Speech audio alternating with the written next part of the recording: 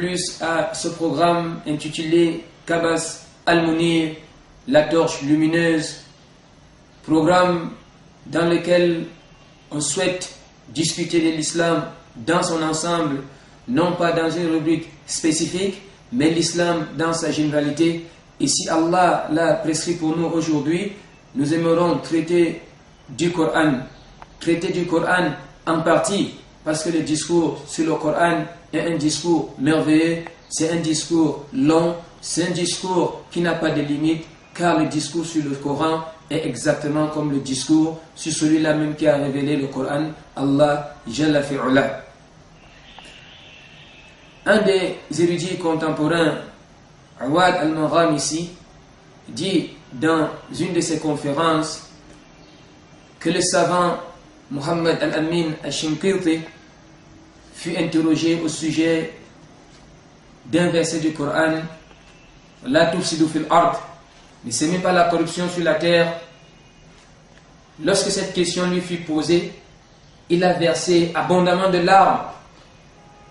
Depuis que la question lui a été posée jusqu'à l'heure de la prière prochaine, il n'a pas pu répondre à cette question. Il ne comprend pas comment quelqu'un peut s'aimer la corruption sur la terre après qu'Allah les très vénérés l'ait reformé.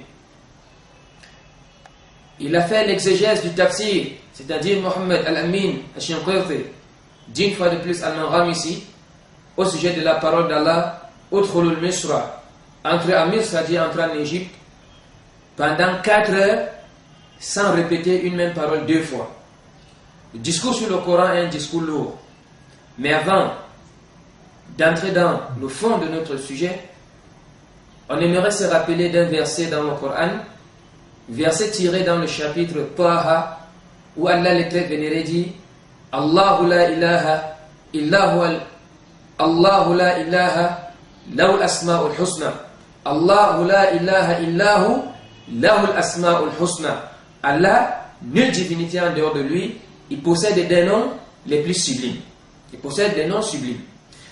Il n'y a pas de doute que la rubrique sur les noms d'Allah est une rubrique immense, est une rubrique subtile, est une rubrique merveilleuse, car comme disait bon nombre de pieux prédécesseurs, Afdalul ilm, ilmu bi asma'illah, car le savoir, le meilleur des savoirs, c'est le savoir d'Allah subhanahu wa ta'ala. Sauf que la rubrique traitant des noms d'Allah est une rubrique subtile, très délicate, si vous le voulez, quelque peu compliquée. Dans la mesure où le respect de l'unicité d'Allah, lorsque le texte coranique a été fouillé en fond et en comble, les savants se sont rassemblés, il s'agit des savants dignes de confiance, que l'unicité d'Allah, d'après un certain concept, peut être divisée en 3.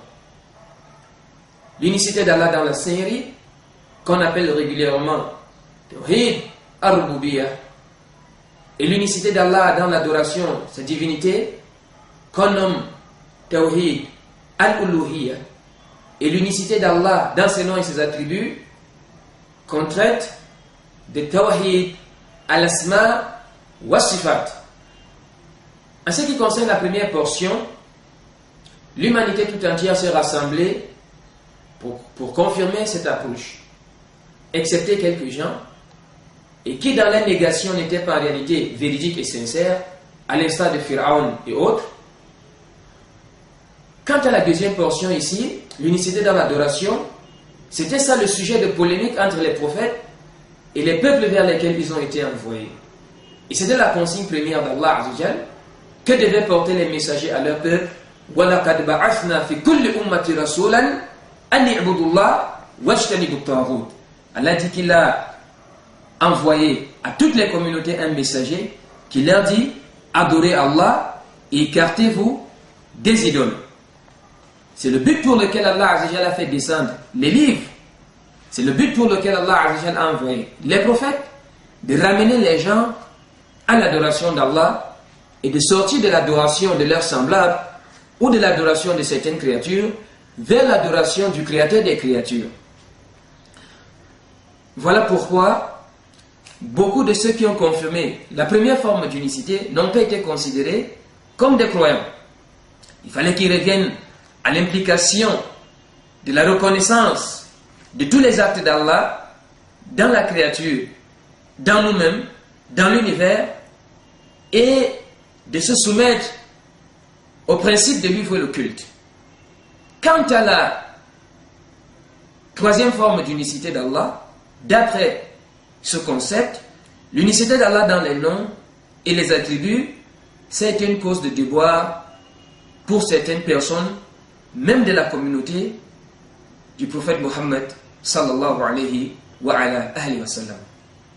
Sans vouloir entrer dans la subtilité relative à la question au sujet des noms d'Allah et des attributs d'Allah, qui est d'ailleurs la preuve première de l'existence d'Allah, car ce qui existe est nommé, si vous voulez. Si quelque chose est nommé, ça prouve son existence.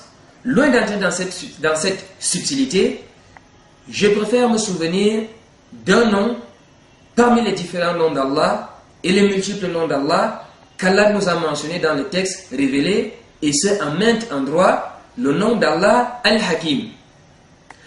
Al-Hakim, man ittasafa bil hikma, c'est celui-là qui s'est doté et qui s'est attribué de la sagesse. Al-Hakim, le sage. Mais en réalité, qui est le sage? C'est celui qui fait tout